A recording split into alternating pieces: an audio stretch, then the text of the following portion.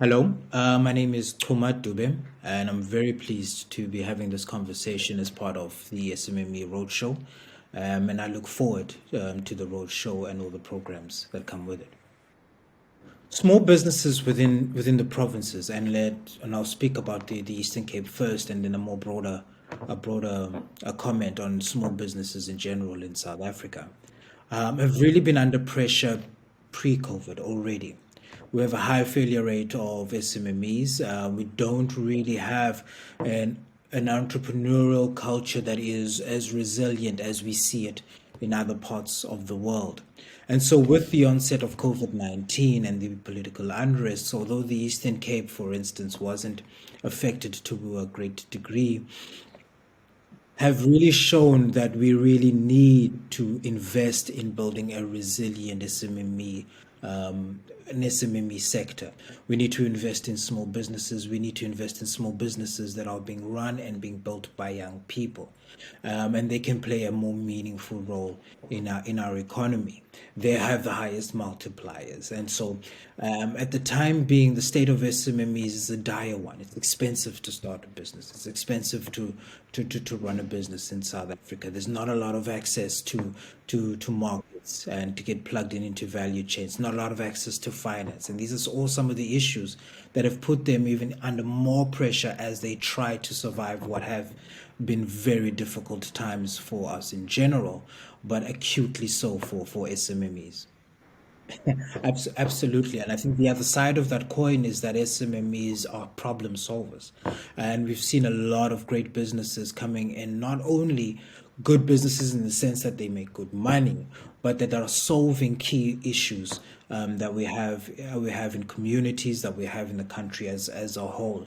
So SMMEs have really been innovative in South Africa, more specifically, are really trying to build businesses around some of the key issues that we face, and are really doing a great job of opening up our eyes as to the many possibilities in terms of opening up our economy into different sectors, economies of the 21st century, really pushing the boundaries on what is possible, and the role that they can play in addressing key issues that we're facing. I'm really quite inspired by small businesses that we have come across that are building businesses around relationships between the incumbents and new entrants.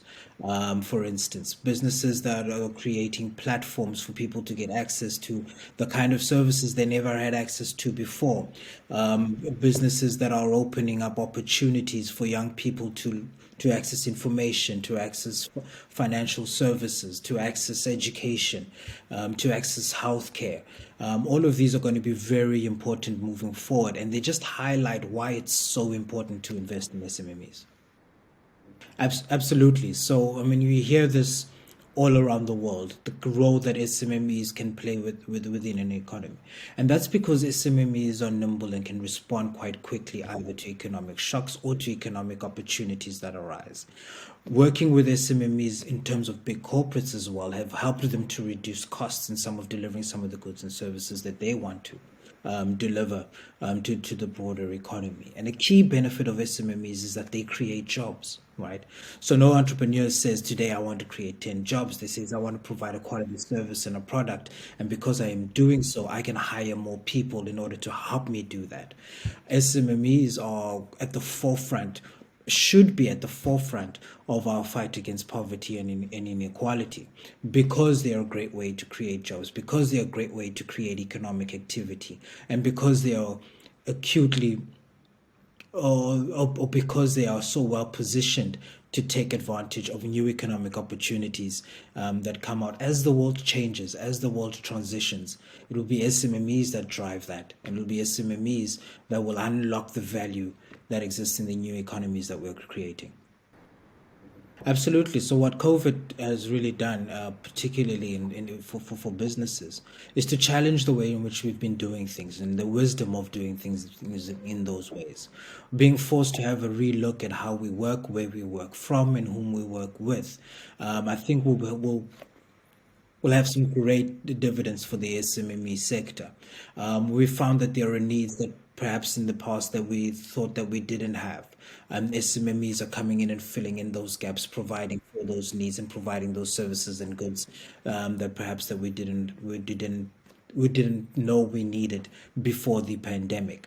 And I think another great way that or an outcome, nothing great can come out of COVID, but an outcome of this period uh, is that entrepreneurs or even young people have got a lot more agency over the kind of work that they want to do, where they want to work from, and what and how they engage either with corporates or with other businesses within the industries that they're in. So we're seeing a lot more people going freelance, a lot more people entering the gig economy. These are all great ways in which we can address a lot of our social issues. We can stimulate economic activity and create even more jobs, because these freelancers are growing into companies themselves and employing interns and young people to come and work with them as the work increases. So the challenge to how we've always done things, the new opportunities that have been revealed through having a look at the structure of our economy and whether or not it was fit for purpose in the past, has really opened up a lot of opportunities, and SMMEs are stepping up to the plate, and they need to be supported. So the BMF started to realize that the very profile of its membership was in transition, right? So it is an organization of professionals. But what we began to see is that these professionals are becoming increasingly entrepreneurial. So they're starting small businesses. And as an organization, we needed to respond to that because their needs have changed. And how they need to be supported is also changing with every year. So in 2018, there was a resolution at the AGM of the BMF to launch a fund that would support small businesses, looking at its members, looking at what their needs were, and how do we support them in a way in which ensures that they are successful. So, how do we reduce the failure rate of SMMEs? How do we plug them into the value chains of our various partners and corporate members? How do we stimulate the SMME sector so that we can get the benefits of having a strong SMME sector and an entrepreneurial culture within our economy? And so, what started off as an SME development fund became an impact fund. And all that meant was that when we support SMMEs, when we support businesses, when we come in and work with entrepreneurs, what we want is to be able to measure our impact. And our impact needs to be aligned to the mandate and the objectives of the BMF.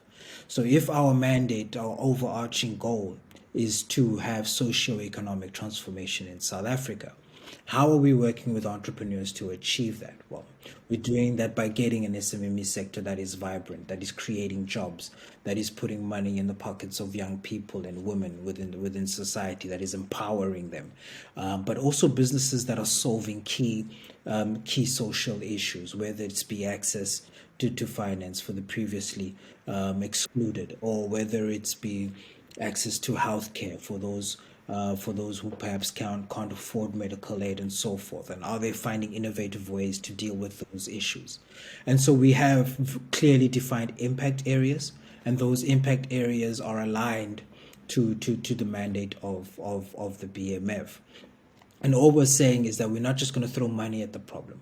We're going to throw money at the problem, provide the adequate and appropriate support, and we're going to measure the impact so that we can say that we have done something not only to support SMMEs, but to make key strides within our broader mandate of driving socioeconomic transformation. Absolutely. So, what we want to be an early stage investor, an early stage investment into those businesses, and that's for two reasons. One, that's where the growth is, right? So, if you look at Stats SA's numbers, it's those businesses that have outpaced in terms of growth, even 2x and 3x in some instances, your medium-sized businesses and your large businesses. When these small businesses succeed, they succeed extraordinarily. And so this is what we want, and this is the opportunity that we see in supporting early stage businesses. Also, these businesses are primarily driven by young people. Well, a lot of them are being driven by young people. And there's a high youth unemployment rate here in South Africa. So what we want to do is want to improve the rate upon which these businesses be successful. We want to focus on those. So we're writing very small checks, right? We're not going to invest 100 million because even those businesses aren't ready to take 100 million rand investment. But perhaps more than the money, what they need is strategic support. They need access to opportunities for them to be successful.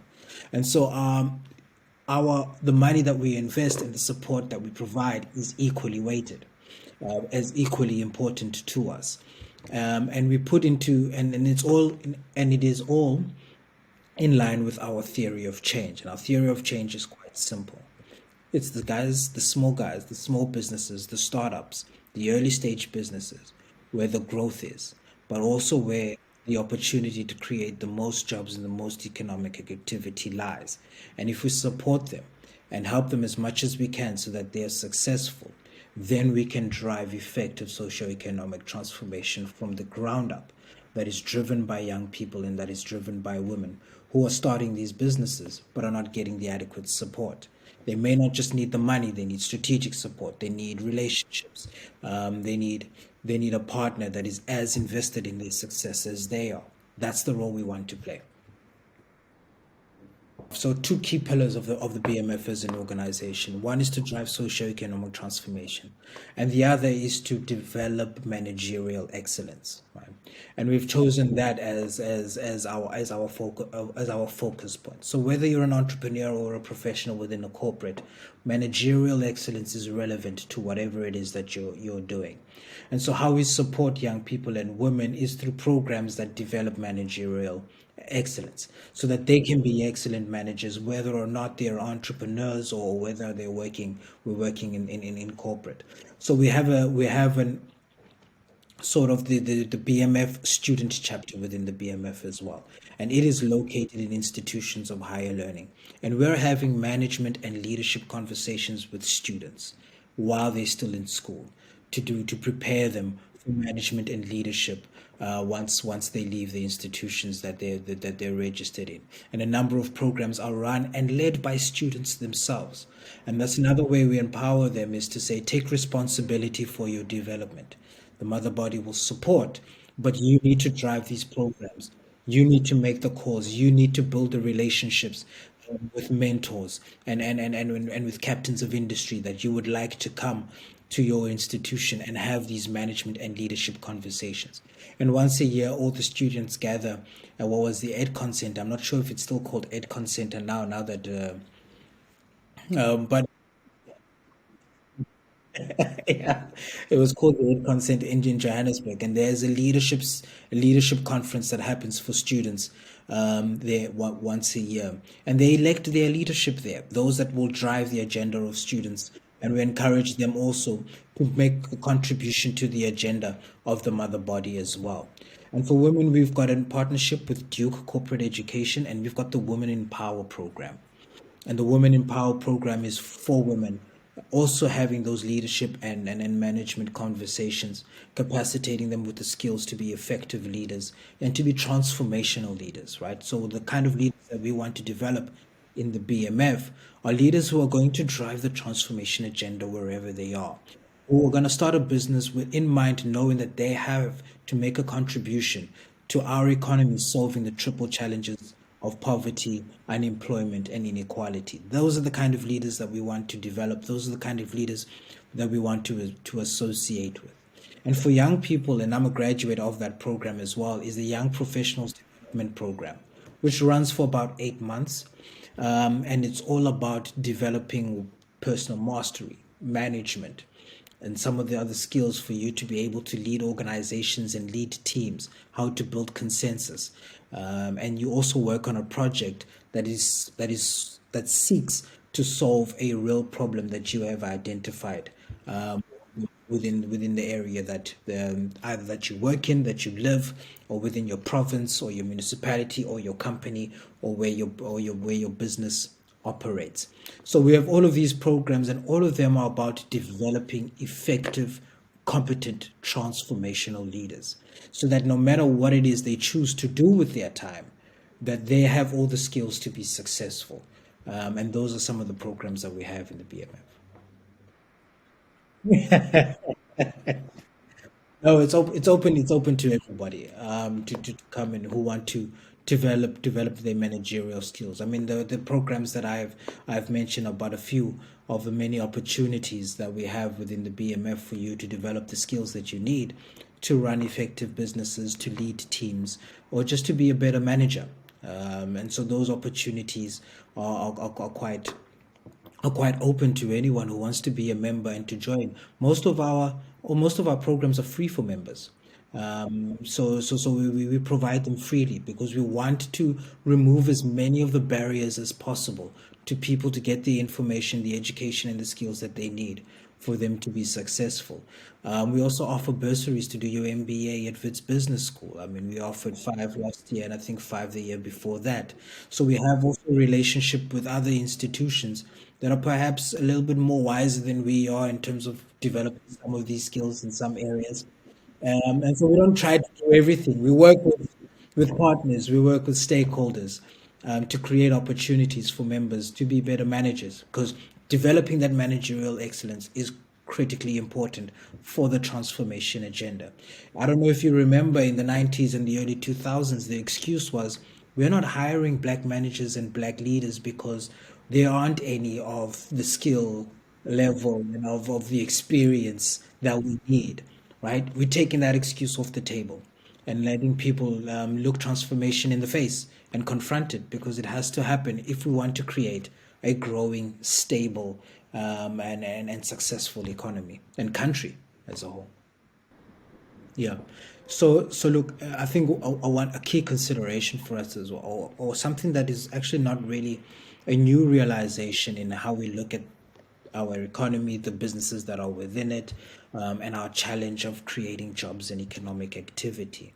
There's a paper by Treasury which measures how much it costs in terms of an investment for our economy to create a single job, and that is because it costs about 1.2 million, right? So we have to invest about 1.2 million for us to create a single job. Now that's a lot of money. That's because our economy is concentrated, right? Our economy, and that's because our economy is concentrated with one or two or three or four big players within a sector that dominate that dominate the sector, and they are large. And for large companies to create employment takes quite a bit of money, takes quite a bit of growth that they need to generate. But for the small businesses, if you think that if you've got a more vibrant SMME sector, it's cheaper. It's cheaper to create jobs within those sectors. Also, there's a lot more scope for job creation within those sectors. Large corporates are mechanizing most of their operations, or they're taking a lot of the operations offshore. Small businesses are closer to our communities. Every rand they make is a lot more closer to the community in which they work in. Every job they create is a consequence of being working in within those communities, and those funds are going directly into those families that need it the most. And so small businesses, a vibrant SMME sector gives us the best opportunity to reduce the cost of creating a job so that our investments into our economy can have a higher dividend in terms of job creation, income growth, and economic activity. And I think this is why they are so important and why we need to invest in them a lot more than what we have currently. That's a great question, right? And the way in which I think about it is where do we want to, as the South African economy, what role do we want to play in the global economy? And then, if once we understand what role we want to play within the global economy, how are we going to compete, or what's going to put us in the best position to be able to compete within that global economy? And then from there, we can understand what kind of skills that we need, and then what kind of businesses that we need to create. What I see is the world transitioning to what is the knowledge economy, right? So everything is knowledge based. And so what I always advise people is to say, find what you're good at within that context and then research it and then speak to whom would be your customers within that. Validating the idea that you have for a business is probably the most important step. Now the knowledge economy is it's sector agnostic. It could be small time manufacturing, but what are you manufacturing and on what platforms? It could be well, in the knowledge economy, I don't think we could call things export and import. If everything is on the internet, where are you exporting it to, and what are you importing? Where are you importing from? Right? So the way in which we think about the economy is also changing. The way in which we think about sectors are also changing. I always say to young people, capacitate yourself in how those ideas are changing, how the meaning of those words are changing. When we're talking manufacturing, are we still talking about the same thing we spoke about in the first industrial revolution, for instance? If we're talking about industrialization, what does that mean in the 21st century? And what are some of the key inputs towards industrializing economies, and what will those be, not just necessarily today or what they were in the early 2000s, but what will they be in the next decade and in the next century? For policymakers, I think that's an important question to ask of themselves. For budding entrepreneurs, it's important to say, as the world changes, what is it am I good at? What are people's needs within this new context? How can I provide for that need based on the skills that I have or the knowledge that I have, and what gaps exist there, and what gaps do I need to fill? Are those opportunities to fill the gaps available to me? And if they're not, where can I find them? And always start there. Put yourself into the economy that is coming, not the economy that is leaving. So prepare yourself for the future and not work towards being relevant in the past.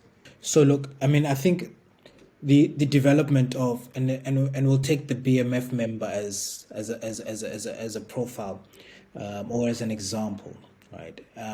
Of the arc of the organization in terms of what its focus has been as well over the years, over the 45 years that it's been in existence.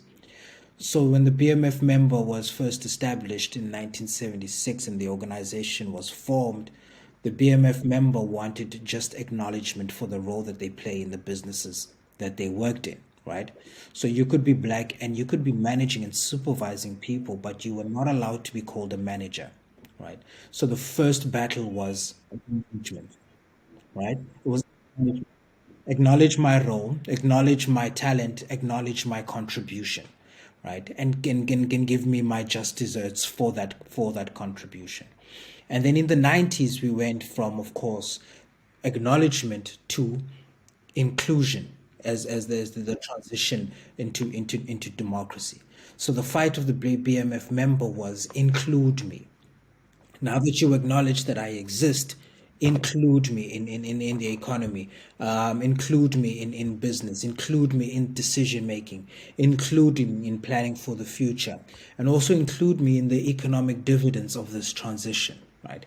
And so that was the battle of the BMF member within the 90s. What we're seeing now is that the BMF member is less talking about inclusion and talking about access to opportunity, right?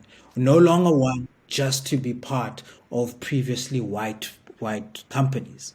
We want to create our own companies, and we want access to opportunities for us to be able to create value, for us to be able to create economic activity, and to build companies of our own. And we've seen that as well within the profile of the BMF member, from managers who are in corporates to managers who are starting their own businesses, who are starting their own firms, who are starting their own operations, or who are just independent consultants who are working with corporates and other businesses within the economy. And so I think it's been a natural progression from acknowledgement to inclusion and now to seeking opportunity. And I think that is a function of, yes, the resistance of what formerly white businesses not wanting to transform, or institutions not wanting to transform, or dragging their feet on transformation, or transformation really that isn't really broad based. We're not seeing the benefits of this transformation at a grassroots level, at a junior management level. We're seeing a lot of more black faces, but the pathway to the C-suite is a lot more cloudy than their counterparts. And also we're seeing that with women becoming a lot more entrepreneurial, because what they've realized is that not only have they and are being discriminated against based on race, but on gender as well. So as black men, we need to have a serious conversations with ourselves as to what contribution we are making towards transformation, not only across races but across genders as well. So I think it's a response to that, absolutely, to say inclusion isn't working as well as we had liked. Now we want opportunity. We're going to build our own businesses. We're going to build our own economies, and we are going to be economically active in that way, rather than seeking to be included into a party we weren't invited to begin with. The key message that I would give is that the world is changing faster every year than it has ever changed in the history of the world. And old ways of doing things are becoming irrelevant at a much quicker pace. Sectors are changing quite quickly. What's important to consumers is changing quite quickly. The needs of your clients are changing quite quickly. And so you have to continuously be working at updating the software, right? Continuously learning, continuously developing, continuously looking at what these trends are and what they mean for your business or what they mean for your department that you're leading within that corporate. Otherwise, you're gonna find yourself being pretty uncompetitive a lot sooner than what you think. So continuous learning, it becomes critical if you want to be successful in this new 21st century economy. I think I read somewhere quite a while ago that new knowledge has been created at such a rate that if you read something today, it's pretty much irrelevant next year. Right? So you need to continuously be updating what you know about your business, what you know about your consumers, what you know about your industry, and what your competitors are doing to meet new demands and new opportunities within that for you to be successful. So we encourage continuous learning, continuously updating that software. And I like to use the software analogy because it's easy for people to understand. If you ignore that software update for about a year, your phone's going to be quite difficult to contend with. Well, it's the same for us in the industries and the sectors and in the economies that we're operating in. We can't keep ignoring the need to keep updating ourselves, to keep learning new skills, because the world is changing a lot quicker than what we used to. What I see more is the potential for socioeconomic transformation through SMMEs. I haven't seen its impact to the degree in which its potential represents. And I think this is why, even as an organization, we want to enter into the space and play a role here because we see the potential for fast tracking socioeconomic transformation more broadly and in more real ways than what we've seen in the past. And so there's a tremendous amount of potential to address some of our key issues through the development of SMMEs and through the development of an entrepreneurial culture within our country and within our economy. And you see that potential through some of the examples of the SMMEs that have become successful, of the entrepreneurs that have become successful. They're creating jobs at a faster rate and cheaper than what corporates are doing.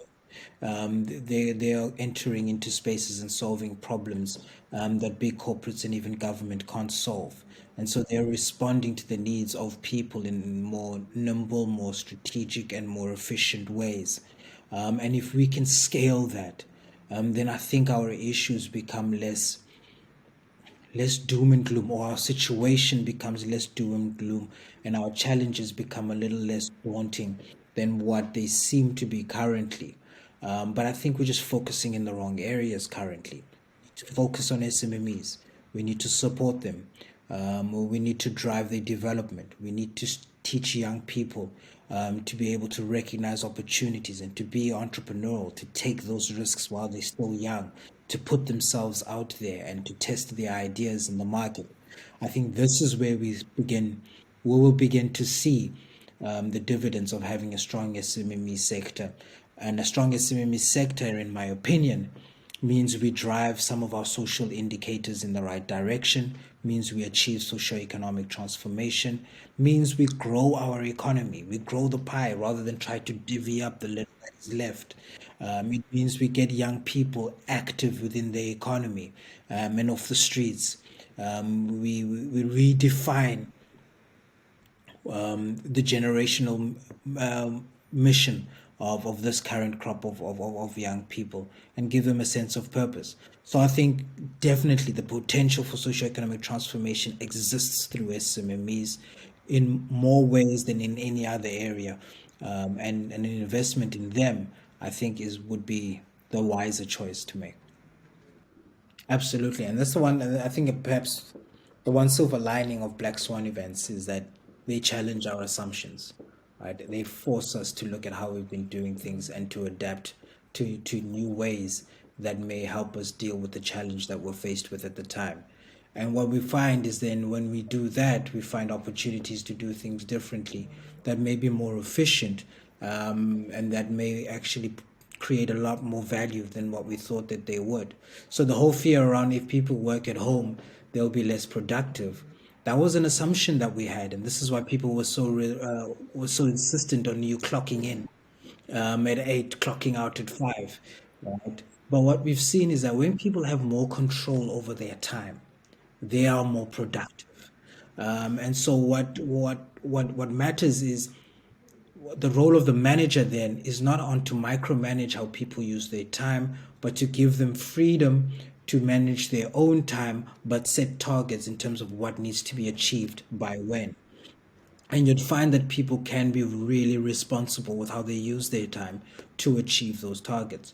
And they can be really, really creative in how they approach those targets if they aren't bogged down in a structure that serves no real purpose but just to micromanage people. And I think SMMEs have been really good in that. I mean, an entrepreneur starts a business from the boot of his car, from his couch, from his dinner table, finds new ways because his resources are constraints of working to deliver in the most efficient way. And it's SMMEs that have proven to be quite resilient even in COVID, even though they didn't have the big balance sheets or the big cash reserves to survive. But a lot of them that did were able to pivot in ways that were extraordinary, right? To change business models, to change working relationships, to change what it is that they offered and to whom. And it's that flexibility that I think will become the greatest lesson out of COVID and the greatest lesson that we get from SMMEs and the culture within that sector. Thank you for having me. And I think we should all play our role in growing the role of SMMEs in our economy. And if you are looking to take advantage of some of the many programs that we have in the BMF, or even just to learn a little bit more about the Intsika Impact Fund, please don't hesitate to drop us a mail, reach out to me on social media, and I look forward to our engagements.